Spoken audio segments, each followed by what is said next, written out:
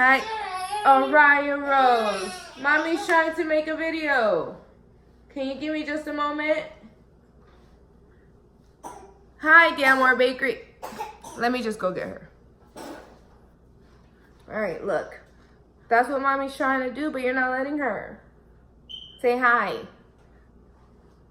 Hi, Damore Bakery family. It's Daisy Hova and Orion Rose here. And today I wanted to show you guys my favorite fondant recipe. So it's from the Sugar Geek Show. I'm going to put the link in the description box below. I don't know if she does it by hand. I do mine by hand just so I can show you that it can be done. Yeah? Tell them to go ahead and comment. Tell them to subscribe. Really? Pay attention. Okay, so without further ado, subscribe, like, click the bell button. And Araya and I will be out. So go ahead and stay tuned to go ahead and watch how I make this fondant recipe. Okay guys, let's get started. So for this I used Great Value Mini Marshmallows. It's a 16-ounce bag. I also used a 2-pound bag of Great Value powdered sugar. And for my half a batch, I used a 1/4 cup of shortening and 2 tablespoons of water, but you only use 1 for the half a batch. So because I keep saying half a batch because of that bowl will not fit the entire batch in there. So that's why I'm doing half a batch right now. So you only need 2 of those decorator icing, but you can use all 4 if you're going to make 1 batch. That's not the kind I wanted to use. I usually just buy the box, the small box of Wilton, but they didn't have it. So I ended up getting just 4 of these and using 2 per batch that I made. So you are more than welcome to make it in 1 batch if you have a bigger bowl. But that's the only bowl I had to work with. So I went ahead and just made 2 balls with that.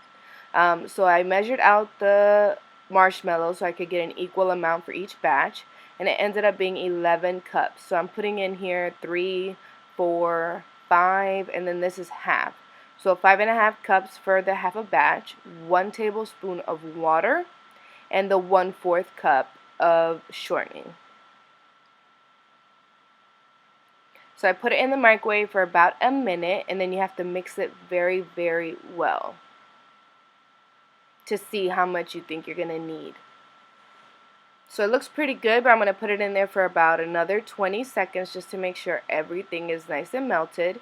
And while that's happening, I'm going to go ahead and measure out half of a bag of the 2 pounds. So 1 pound is about 4 cups. And I don't know where my sifter went, so I ended up just whisking it through very well, making sure that there was no lumps or anything like that. So I took the fondant out of the microwave, and it is absolutely perfect. So I went ahead and put about a cup or so in the melted marshmallow.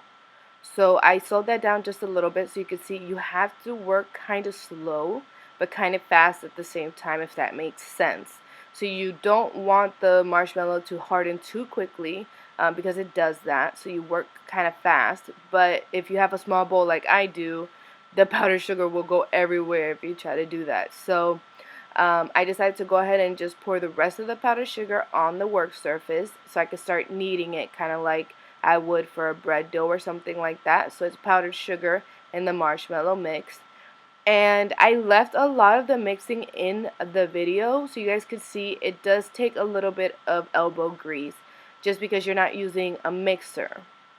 So since you're doing it all by hand, you want to make sure that you're getting it the right consistency. So you're going to continue adding powdered sugar till you get the right one. And if you end up putting too much, don't worry, just add a little bit of shortening and you'll be fine.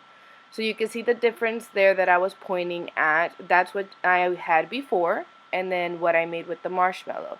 So I cut the marshmallow fondant into 2 and the Wilton ball into 2 as well. And then I put 1 on each one because it's easier to put them or to mix them together, blend them together in smaller batches.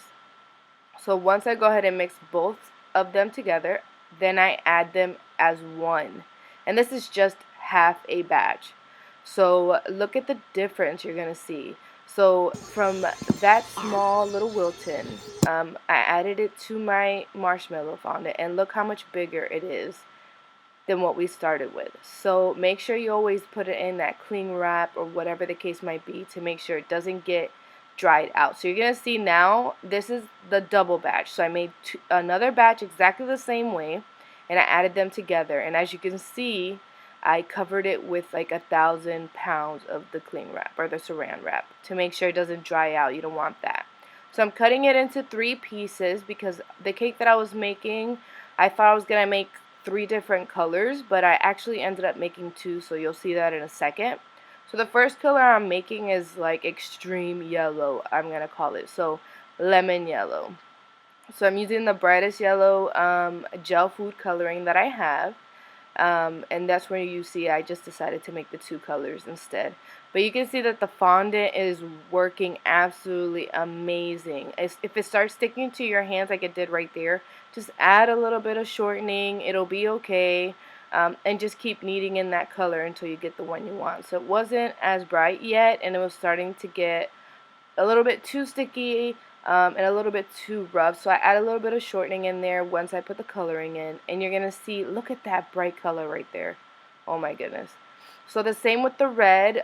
Red is always a little bit hard, so I just kind of just dig in there until I get the color that I want. So there it is, beautiful red. So now here you're going to see the pleats. I did all of that work with the fondant that I made. So you see there the roses, the pleats, everything was done with that fondant. So I hope you guys try it out, and I hope it works out. And if it does, go ahead and tag me on any cakes that you make at the Amore Bakery, okay, on Instagram, or show me on Facebook. See you guys on the next one.